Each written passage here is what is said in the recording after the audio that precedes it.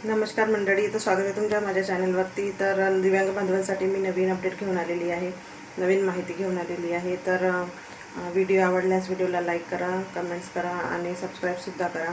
तर दिव्यांग बांधवांसाठी अशी माहिती घेऊन आलेली आहे की दिव्यांग बांधव जे नवीन अर्ज करत आहेत तर ते अर्ज प्रलंबित राहत आहेत, कारण संजय गांधी निराधार योजना ही योजनेमध्ये हे सगळे लाभ घेत होते।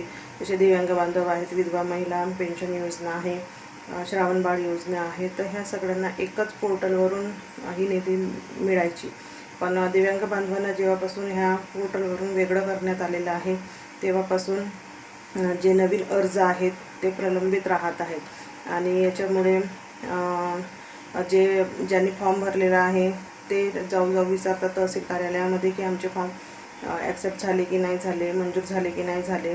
तर तहसीलदारांना हा अधिकार दिलेला नाही आहे। तर तहसीलदार जेव्हापासून हे वेगळं झालेलं आहे तेव्हापासून तहसीलदारांनी सरळ म्हटलं आहे की माझ्याकडे याचा अधिकार दिलेला नाही। तर त्यामुळे हे सगळे जे अर्ज होते ते प्रलंबित राहिलेले आहेत। तर आज एक शासन निर्णय आलेला आहे। ह्या शासन निर्णयामध्ये दिव्यांग बांधवांसाठी अतिशय महत्त्वाचा निर्णय घेण्यात आलेला आहे की जे दिव्यांग बांधव आहेत, जे नवीन लाभार्थी आहेत, जे आता फॉर्म भरत आहेत, नवीन अर्ज करत आहेत, तर त्यांचे फॉर्म प्रलंबित राहत आहेत। तर त्यांच्यासाठी जे नवीन पोर्टल सुरू केलेलं आहे तर त्या पोर्टलवर नोंदणी झाल्यानंतर त्यांना मंजुरी देण्यासाठी महसूल अधिकारी म्हणजेच SDO यांना हा अधिकार देण्यात आलेला आहे। आणि हा अधिकार त्यांना दिल्यानंतर आता जितके पण जे अर्ज असतील तर मंजुरी हे SDOच देणार आहेत, म्हणजे महसूल अधिकारी देणार आहेत। आणि यामुळे जे प्रलंबित अर्ज आहेत ते पूर्ण कंप्लीट होतील आणि त्यांना पण मंजुरी मिळाल्यानंतर त्यांना पण महिन्याच्या महिन्याला निधी मिळण्यास चालना मिळेल आणि महिन्याच्या महिन्याला त्यांना पण निधी मिळेल।